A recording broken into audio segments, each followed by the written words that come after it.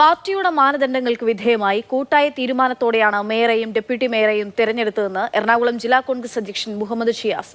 KPCC ഇറക്കിയ circular 100% പാലിക്കപ്പെട്ടു. Deepthi Mary വർഗീസിന്റെ അതൃപ്തി എന്തെന്നത് പരിശോധിച്ച് പരിഹാരം കാണുമെന്നും ഡിസിസി അധ്യക്ഷൻ പറഞ്ഞു.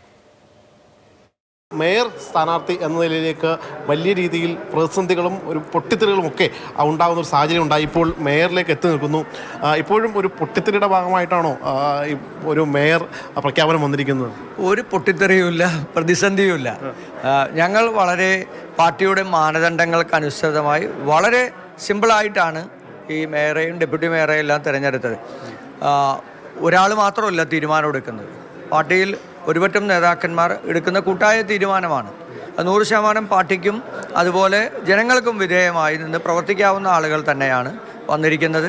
കെപിസിസി ഒരു സർക്കുലർ ഇറക്കിയിരുന്നു. ആ സർക്കുലർ കൃത്യമായ രീതിയിൽ പാലിക്കപ്പെട്ടു കൊച്ചിയിൽ മേയറെ തിരഞ്ഞെടുക്കാൻ? 100% കെപിസിസിയുടെ സർക്കുലർ 100% പാലിക്കപ്പെട്ടിട്ടാണ് ഈ തെരഞ്ഞെടുപ്പിൽ മേയറെയും ഡെപ്യൂട്ടി മേയറെയും തീരുമാനിച്ചിട്ടുള്ളത്.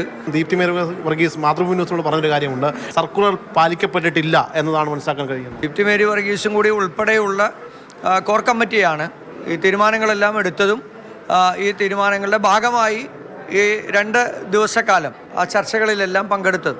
സ്വാഭാവികമായും അതിൻ്റെ അകത്ത് അതൃപ്തി എന്താണ് എന്നുള്ളത് പരിശോധിക്കും. ആ പരിശോധിച്ച് അതിന് പരിഹാരം കാണാൻ പറ്റുന്നതാണെങ്കിൽ അത് പരിഹാരം കാണുക. കോൺഗ്രസിന്റെ മുതിർന്ന അംഗമാണ് ദീപ്തി മേരി വർഗീസ്. പിന്നെ എന്തുകൊണ്ടാണ് ആ പേര് മേയർ സ്ഥാനത്തേക്ക് പരിഗണിക്കപ്പെടാതിരിക്കാനിടയായ കാരണം? അല്ല, അങ്ങനെ പരിഗണിക്കപ്പെടുന്ന ഒരു അന്തരീക്ഷം ഈ പറയുന്നത് പോലെ ആ രീതിയിൽ ഉണ്ടായിരുന്നു, തീർച്ചയായും ഉണ്ടായിരുന്നു. അപ്പം എല്ലാ മാനദണ്ഡങ്ങളും എല്ലാവരുടെയും അഭിപ്രായത്തിൻ്റെ അടിസ്ഥാനത്തിലാണ് ഇപ്പോൾ 2 പേരെ തീരുമാനിച്ചിട്ടുള്ളത്. അവരെ പരിഗണിച്ചില്ല എന്ന് എവിടെയാണ് പറഞ്ഞിട്ടുള്ളത്? വേറെ ഏതെങ്കിലും ഒക്കെ തലങ്ങളിൽ പരിഗണിക്കപ്പെടാൻ പറ്റാവുന്ന ഒരാൾ കൂടിയാണ്. സ്വാഭാവികമായും അത്തരത്തിൽ പരിഗണിക്കുകയും ചെയ്യും. ദൗത്യം എന്താ? നിയമസഭാ തെരഞ്ഞെടുപ്പിൽ 14-ൽ 14 സീറ്റും നേടുക എന്നുള്ളതാണ്. എറണാകുളത്ത് ഏറ്റവും മികച്ച വിജയമുണ്ടാക്കുക, ചരിത്രത്തിലെ ഏറ്റവും മികച്ച വിജയമുണ്ടാക്കുക എന്നുള്ളതാണ് ഞങ്ങളുടെ ഉത്തരവാദിത്വം. വിനു പാവമ്പയ്ക്കൊപ്പം ശ്യാമപ്രസാദ് ഉത്തമൻ, മാതൃഭൂമി ന്യൂസ്, കൊച്ചി.